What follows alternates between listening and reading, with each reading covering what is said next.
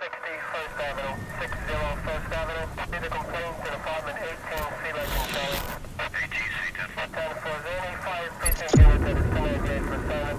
Holding run at I've been with the Monroe County Sheriff's Office going on 22 years now. Most days out here are slow. You deal with drunk uncles, livestock on the road, the occasional meth lab tucked into a trailer too far from the highway for anyone to smell it. But there's one stretch of County Road 31. Locals call it Old Widow's Trace. That's been bothering me for a long time. It cuts through thick pine and swamp for maybe 10 miles, with no real residences except some hunting cabins and what used to be an old moonshiner shack, long collapsed. We get the occasional call out there, flat tires, lost hikers, sometimes missing persons. But it's the pattern that finally got to me. Between 2014 and 2021, we had 7 disappearances within a 2-mile radius of Widow's Trace. Most were transients or drifters passing through. No family to file a report. One was a 17-year-old girl, Emma Klein, who never came home from a party in Jackson. Another was a guy named Miguel Batista. His car was found parked on the shoulder with the engine running and both doors open. No signs of struggle, just gone. I started keeping a file, cross-referencing call logs, witness statements, the usual. It always seemed to go cold. But I'm not the kind of man who lets go easy. What finally pushed me over the edge was a body. It was mid-January last year. Duck hunters stumbled on it in the water just north of Widow's Trace, caught up in some reeds. The remains were mostly skeletonized, but the autopsy turned up healed fractures and a dental ID, Emma Klein. Missing 6 years. Coroner said she'd been dead no more than 6 months. Let that sink in. She didn't die in 2015. She was alive for a long time after she disappeared. I reopened everything. Had to fight for it too. County Commissioner was nervous about budget optics, and the FBI had declined to help after the second disappearance. No apparent interstate element, they said. So I started canvassing that stretch again. Interviewed every landowner within a 10-mile radius. Most were retirees or folks who inherited old property but didn't live out there full time. But there was one name I kept circling back to, Vernon Trigg. He owned a parcel about 40 acres deep off the road, backing up to the swamp. Property records said the house was condemned after Hurricane Katrina, but he still paid taxes on it every year. I asked around. No one had seen him in town for years, but they remembered him. Quiet guy. Drove a beat-up green Ford with no plates. A little strange, but never caused problems. There was no driveway listed on the GIS map. I checked it myself, just forest and swamp. No cleared path, no mailbox, no utilities. It was like the land swallowed the house. I asked for a warrant to search the property. Judge Denon wouldn't grant it, said I didn't have enough probable cause. So I waited and watched. Over the next 2 weeks, I parked my cruiser where Widow's Trace curves around toward the west and waited. Nothing the first week. But then, right before dusk on a Sunday, I saw it. A man, maybe 60s, beard down to his chest, moving through the trees just off the shoulder of the road. He was dragging a small trailer behind him, loaded with what looked like fuel cans and supplies. No light, no flashlight. Just walked into the brush and vanished. I didn't follow that night. I went back the next day in daylight. Walked maybe half a mile into the woods until I saw a rusted-out metal gate. Overgrown, easy to miss unless you were looking.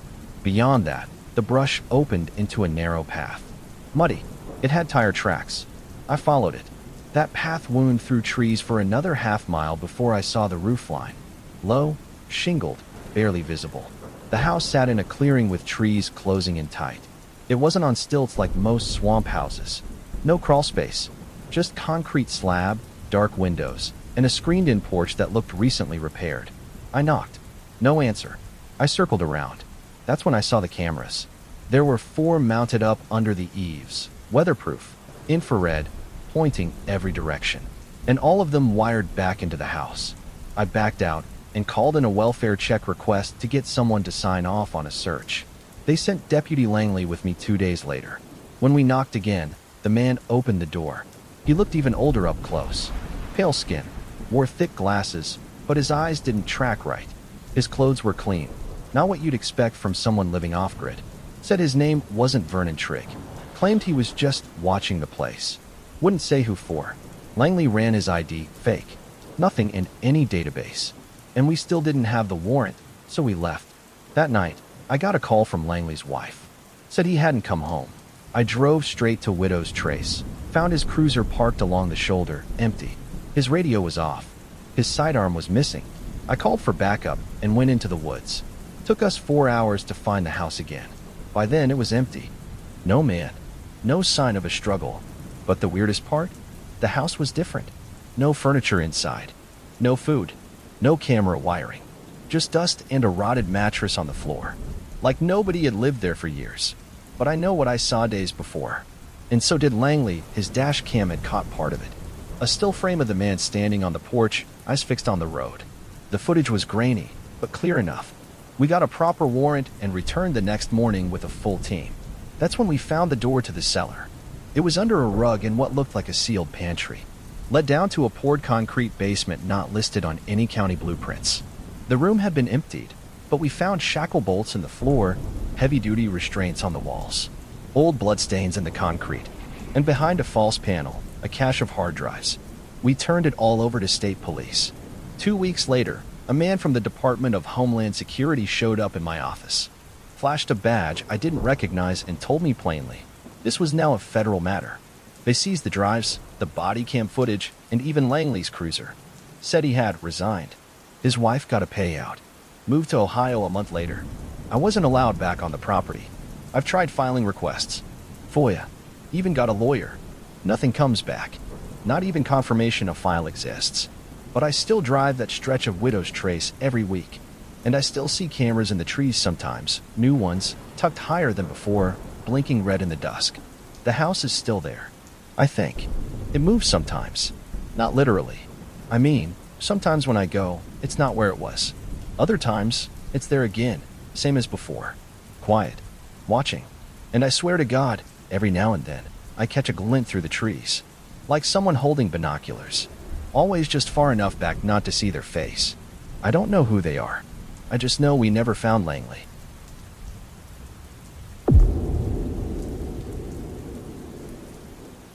They called it Holy Fire Revival Church, though most people around Shiloh just called it the place in the woods. It wasn't on any main road, about 6 miles from town, down a dirt trail that washed out every time it rained hard. I was just a rookie deputy the first time it burned down. October 1996. I remember the call coming in just after midnight. Neighbors reporting a massive blaze out past Old Mill Hollow. No hydrants out there. By the time the volunteers arrived, it was nothing but glowing cinders and black bones. 23 people died that night, congregation and preacher alike. They said it was a prayer retreat, late night worship, fasting, the whole 9 yards. Official cause was listed as electrical fire, but even back then I remember thinking, why were all the doors locked from the outside? Now I'm Sheriff Lucas Brandt. Been in this seat 11 years. And I hadn't thought about that church in a long time, until this past January. We got a call from a woman named Carla Dillard. Said her teenage son, Travis, hadn't come home from a hiking trip out near Mill Hollow. Said he'd gone with a friend, James Polk, and that neither of their phones were working. The boys were 16 and 17. Not the kind to run off. We searched the trails first. Dogs, ATVs, the works. After 2 days, we found Travis's backpack tucked under a tree stump about a half mile from where the old church ruins were supposed to be. Only there were no ruins anymore. Instead, we found a building. Same footprint. Same peeling white clapboard. New roof, though. Small wooden cross fixed to the steeple. No sign of fresh construction, no permits, no tire tracks, no foundation work. It was just there again, like it never left. We knocked. No answer. I peered in the windows. Inside looked dark, but clean. Polished floors. Fold-out chairs arranged in rows. No dust. I radioed in for backup and waited by the cruiser with my deputy, Mason Kearns. He lit up a cigarette, looked up at the church, and said real quiet, "Why's there smoke coming out the chimney?" I hadn't noticed it at first. Just a thin ribbon of gray curling into the sky. I tried the front door again. It was unlocked. What hit me first was the smell. Incense, maybe. Or would smoke. And something sour underneath. Not rot, more like mildew, sweat, maybe mold. I called out. No response. We cleared it room by room. Sanctuary first. Then 2 back rooms, both empty. One had a cot and a Bible on the floor. The other had shelves full of notebooks. Handwritten journals, rows and rows of them, going back to the mid-90s. Sermons, attendance logs, names I recognized from that fire report in '96. I flipped to the most recent entry. The date? Just 6 days prior. Same handwriting. We radioed it in and started photographing everything. Mason stepped outside to grab some evidence bags. I was alone for maybe 2 minutes. I heard footsteps above me.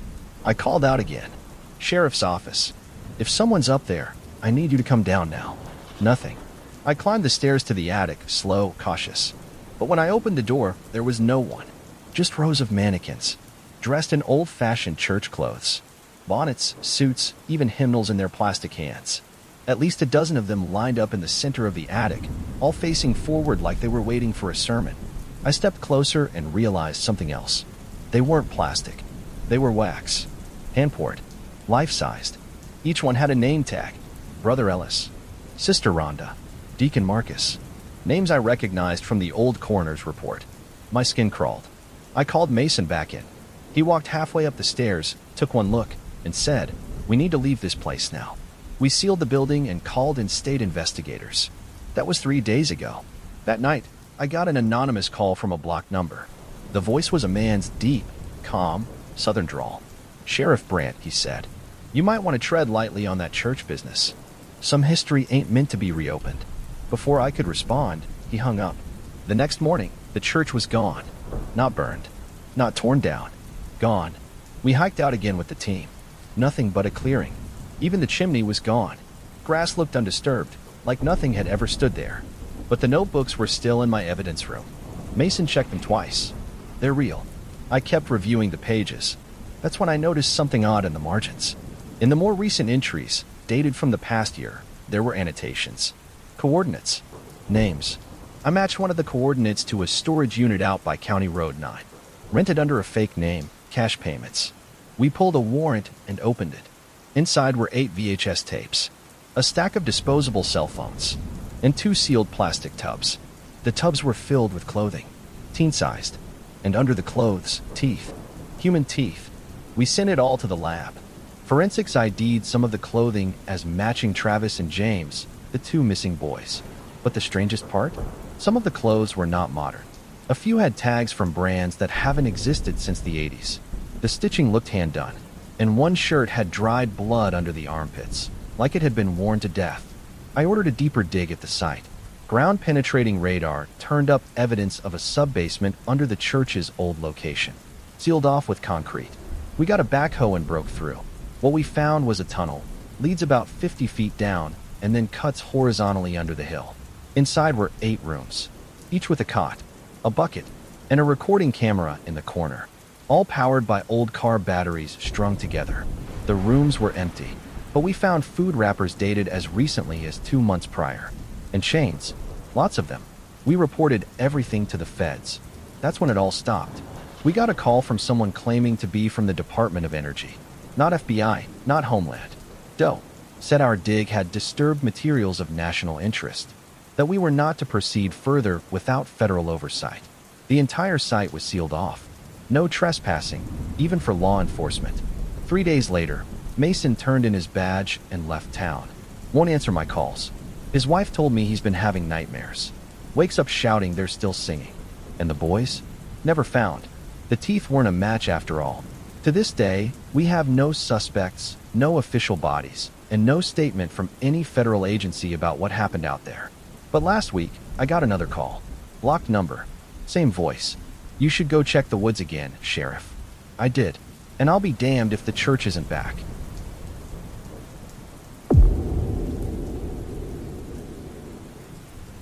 Most of the time, Monroe County is dead quiet in the winter. Everyone stays inside. Roads ice over. The pines go black before 6 p.m. and stay that way until morning. I've been sheriff here for 8 years when we got the call from the hunter. His name was Carl Timmons. Said he was out walking near a creek bed off Old Hollow Road, about 20 miles from town, past the old cemetery, when he saw what he thought was an animal jaw poking out of the hillside. Said it looked too clean for any wild kill. I drove out myself. Figured it was probably a deer. But he was right. It was an animal. What he found was human. A mandible, with 3 teeth still intact. The gum line had dried in a way that suggested it hadn't been there long, maybe months. The soil out there is iron heavy, deep red clay. Holds on to everything. We had to get a forensic team in from Macon just to process it properly. The site was shallow, and more bone came out quick. Pelvis, ribs, vertebrae still strung together in patches. The full body was female, early 20s. Cause of death wasn't immediately clear, but the lab later found deep bruising on the ribs and what looked like ligature marks on the wrists. Time of death? Best guess, 6 to 8 weeks ago. We didn't have any missing persons that matched. No ID. No fingerprints in any database. So I went back to the land records. The remains were found right along the back edge of a privately owned parcel. 70 acres of forested bluff sold back in 1982 to a man named Walter Merrow. Merrow was a recluse. Local legend said he never left his land. Never paid for electricity, lived by kerosene and well water. Some folks said he was a veteran. Others claimed he was a grave robber. Stories tend to multiply around people like that. He died in 2009. No next of kin. The property fell into probate, but no one ever claimed it. Eventually, it got listed as inactive on the county rolls, meaning nobody pays taxes and nobody touches it. I pulled up aerial maps. Nothing recent, but an old surveyor's sketch from 1986 showed an odd detail, a large depression in the land running east to west, right behind the cemetery line, almost like a dried-out trench or sinkhole. That's what made me look into the old cemetery records. Turns out the graveyard near the property was originally part of a Confederate hospital during the war. When the army retreated, the dead were buried without names, just stones. Later, the townspeople added markers, fences, the whole thing. But what I found more interesting was a footnote in an 1892 town ledger.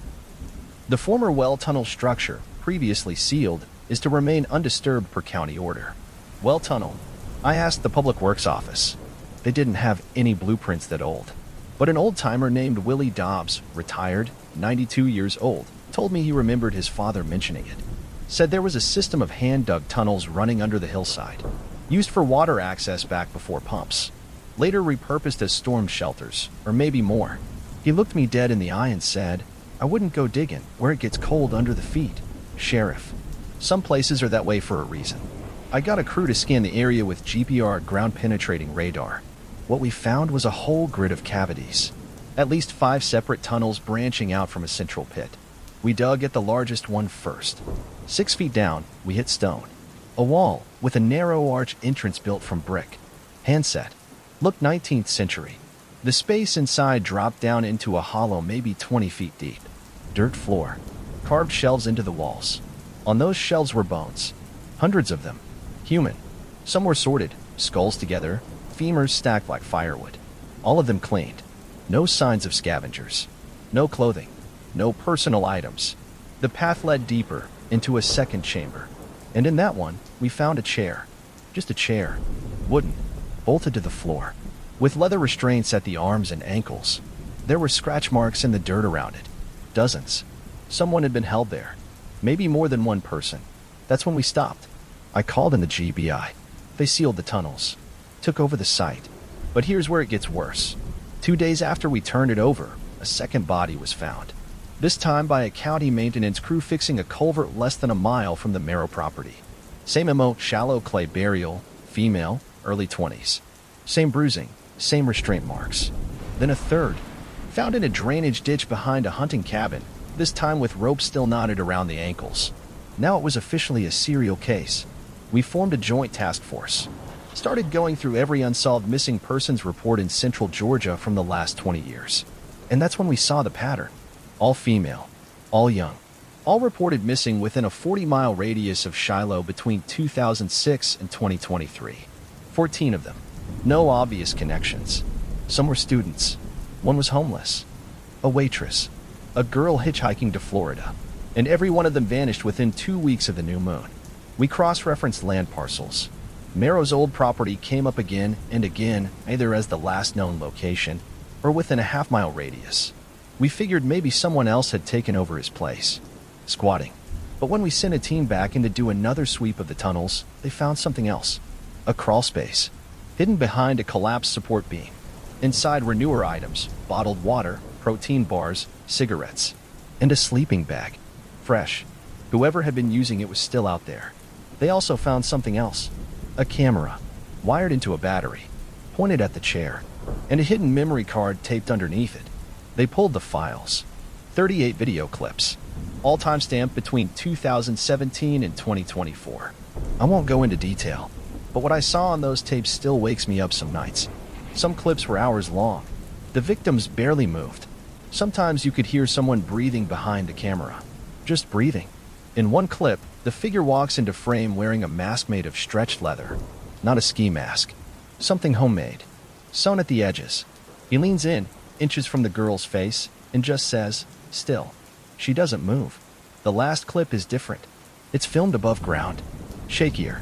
Someone's filming from the trees, aiming through a long lens. The subject is me, standing outside my cruiser, talking on the radio the morning we found the first body. He'd been watching us the whole time.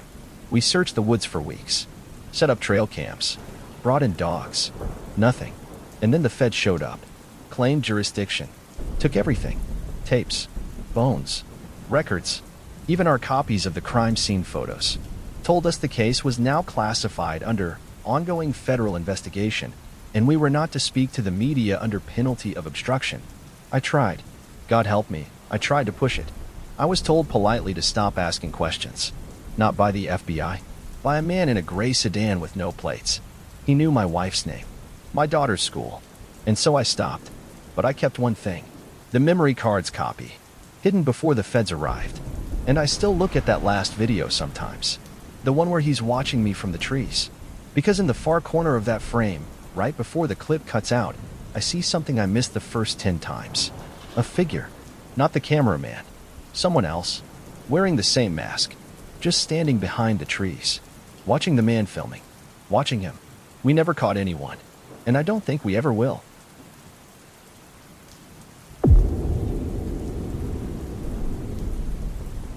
I've worn a badge for 26 years, and I've buried 3 deputies. 2 from heart attacks. 1 from something I still can't explain. I'm Sheriff Reed Walker of Balen County, Mississippi. Not many people know where that is unless you've driven through it or broken down on the highway somewhere between Mobile and Hattiesburg. The kind of place with more deer stands than traffic lights. This story starts, at least for me, with a missing deputy named Calvin Rowan. He'd been with us about 9 months. Good kid. Took the job seriously, maybe too seriously for someone barely 25. That night, December 3rd, he was on solo patrol, working the midnight shift along Highway 52. Coldest winter we'd had in years. I got the call around 4:20 a.m. from dispatch. Rowan hadn't checked in since 2:15. His GPS ping showed him parked near mile marker 12, same stretch we've had trouble with before. Cell signal's unreliable out there, so I drove out. I found the cruiser idling on the shoulder. Driver's door open. Flashers still blinking. Spotlight aimed into the tree line, frozen on some pine trunks about 30 feet in. His flashlight lay in the grass. Still warm, but no sign of Calvin. We searched for 3 days. K9, thermal drones, volunteers. No footprints beyond the gravel. No blood. No struggle. Just gone. It wasn't the first time. I went back through the reports. In the last decade, 4 people had vanished along that exact stretch of Highway 52, within a 200-yard radius of mile marker 12. One was a teenage girl from Moss Point whose car was found running with the doors locked. Another was a long-haul trucker who radioed an engine trouble and was never seen again. One was a fisherman who called his wife from a payphone saying he was almost home. The payphone was later found abandoned in a drainage ditch. Different ages, different backgrounds, all vanished within a quarter mile of that same goddamn marker. I never connected the dots before Calvin, but something about that cruiser still running, no signs of a scuffle, felt intentional. Like someone knew exactly how to make it look like he'd just walked off. I pulled the dash cam footage.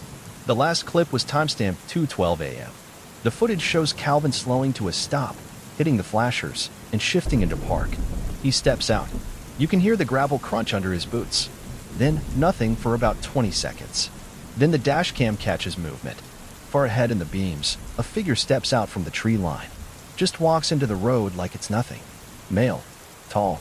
Wearing what looks like a tin jacket or uniform. Calvin doesn't say a word, just turns toward the figure, slowly. Then he radios something too quiet to make out. The man in the road stops. Dead still. The headlights shine straight through him like he's not even there. And then the feed cuts to black. No distortion. No scramble. Just stops. We sent the clip to the State Bureau.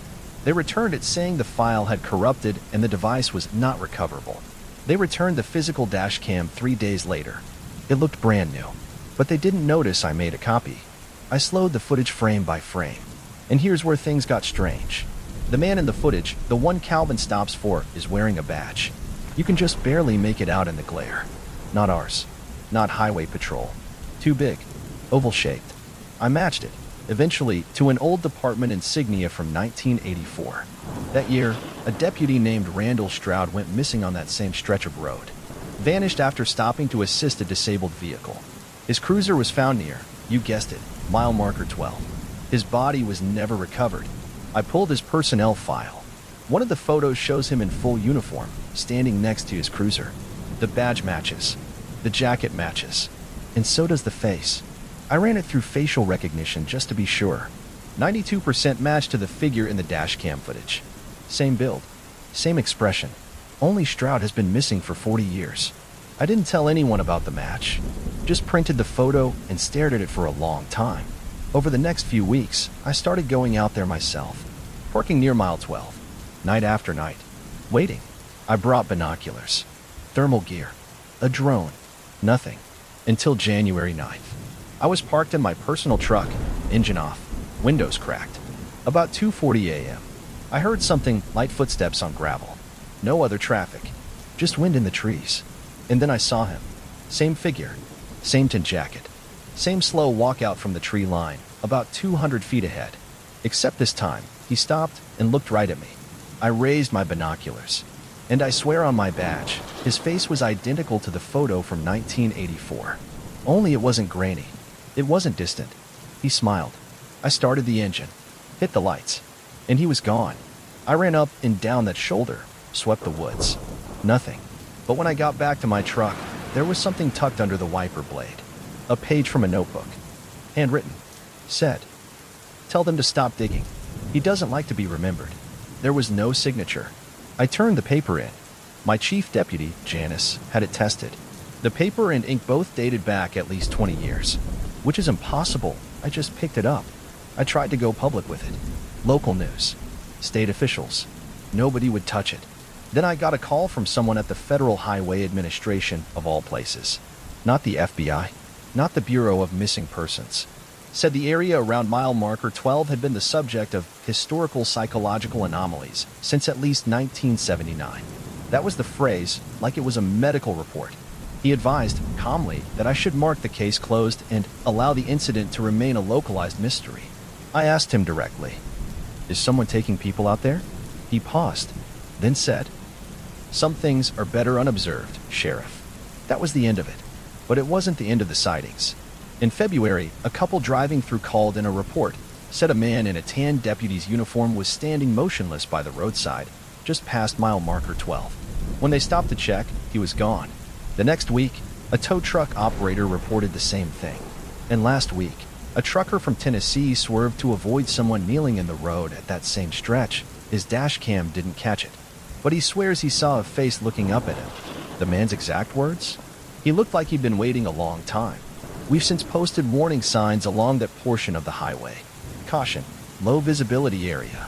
It's a lie, of course. Visibility's fine, but it helps keep folks moving. I visit the marker sometimes, just to see if he's there. Sometimes I leave flowers. Not sure why. Maybe out of guilt. Maybe just to acknowledge something we'll never fully understand. Calvin was never found, but his cruiser door's still dented from where his radio clipped it when it fell. I never had it repaired. Sometimes, on cold nights, I stand out there and listen. And every so often, I swear I hear gravel crunch behind me.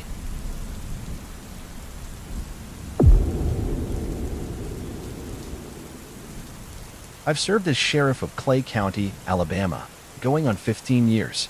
Before that, I was a deputy, and before that, I was just a kid raised not far from Mill Creek, where this whole thing started. We're a quiet place, about 13,000 people spread across hills, pine forests, and a lot of dirt roads that don't show up right on GPS. It's the kind of county where folks don't lock their doors until something gives them a reason to. This past winter gave us one. It started with a welfare checkout in the Red Hill area. Family of 5, Marcus and Shelley Powell, 3 kids ages 9 to 16. Good folks, churchgoers. Lived in a house Marcus's grandfather built in the 1940s. Remote property, about 45 minutes outside Ashland, near the edge of the Talladega Forest. We'd gotten a call from Shelley's sister in Georgia, said she hadn't heard from them in over a week. No answered texts. No social media posts. No one at the school had seen the kids. It had snowed earlier that week, rare for Alabama. Roads out there were still a mess. I sent Deputy Hauser with a 4x4. He got to the Powell place around 3 p.m., called me less than 10 minutes later. "Sheriff," he said, "you're going to want to see this." The house was unlocked. Lights still on. Heat running. Food on the stove, burnt down to charcoal. Plates set on the table. Looked like they just stepped out in the middle of dinner. But every coat and boot was still in the mudroom. Phones were in the house. No notes. No signs of a struggle. The weirdest part? No tracks in the snow. Not leading out, not leading in. And the snow wasn't fresh, it had iced over. If they'd left, there would have been some kind of trail. We organized a search party. Searched the woods for miles. Nothing. Until we found the cellar. It was Hauser who noticed it. A patch of snow behind the house that didn't look quite right, more compressed, slightly sunken. When we cleared it, we found an old wooden hatch, bolted shut with a rusted chain. Marcus's sister later told us there used to be a root cellar back there, but it hadn't been used in decades. Supposedly sealed up back in the 70s after a bad rainstorm collapsed part of it. We cut the chain and opened it. The smell hit first. Not rot. Damp earth and rust. Something chemical underneath. The steps were stone. Narrow. Led down about 12 feet to a packed earth floor. We swept it with flashlights. Empty space. Shelves with old canning jars. Tools. A broken shovel. Nothing remarkable until Hauser noticed something behind the shelves. A wall that didn't match the rest. This one had mortar. Recent, too. You could smell it. I called for the crime scene unit. We knocked the wall down carefully. Behind it was a hallway. Not a crawl space. Not a drain tunnel. A hand-dug corridor that extended straight into the hillside. Maybe 4 feet wide, 7 feet tall. The dirt had been reinforced with lumber, fresh cuts. We followed it in. The tunnel went for maybe 20 yards before branching left into a chamber. That's where we found the first chair. Just a wooden chair. Plain. Bolted to the floor. There were leather restraints nailed into the arms. All cracked and worn. The walls around it were marked up with scratch marks. Hundreds of them. Some shallow. Some deep enough to split wood. And in the corner, tucked in a little tin bucket, was a child's shoe. Size 2. We pulled everyone out and sealed the scene. Over the next 2 days, we brought in ground-penetrating radar and mapped out the full structure. The tunnel split into 5 chambers, each roughly the same size, each with signs of habitation, cots, blankets, jars of food, ropes, and in one case, a dusty tape recorder. No electricity. No plumbing. One of the rooms had a stack of children's books, little golden book editions, all stamped with a library seal dated 1983. There was no sign of the Powell family anywhere. But forensics confirmed something awful. The dust in those rooms contained human skin cells, fresh. Meaning someone had been using those chambers within the last 2 weeks. State police took over. And then it got stranger. When they reviewed the property's tax and zoning records, they discovered that the land beneath the Powell house used to belong to someone else, a man named Lester Thorne. That name didn't mean much to most, but old-timers around here remember him.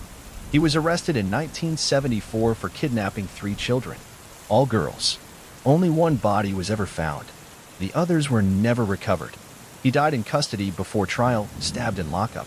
The Powell house was built on land that used to be part of Thorne's family homestead, which burned down in 1980. Records show the property was sold, rebuilt, and the cellar was listed as backfilled and sealed. But clearly, it wasn't. Somebody had reopened it. The state brought in cadaver dogs. They hit on 3 locations outside the tunnel's shallow graves. Inside, we found bones. At least 2 children, based on the femur lengths. 1 adult. None of them were Powell's. DNA later matched the kids to cold cases from 2006 and 2011. Counties away. The adult? No ID. We went public. Released photos. Nothing. And then 5 days after the press conference, something else happened. The Powell family car was found. Parked in a closed-down truck stop 2 counties east. Keys on the seat. No fingerprints. And inside the glove box, a new library card. Issued to J. Thorne. No record of the account. And the library it was supposedly issued from? Burned down in 1998. Security footage from the truck stop showed nothing. Just an empty lot 1 minute, and the car there the next. A week later, our case files were seized by federal agents. Not FBI, not marshals. Just suits with no agency name on their badges.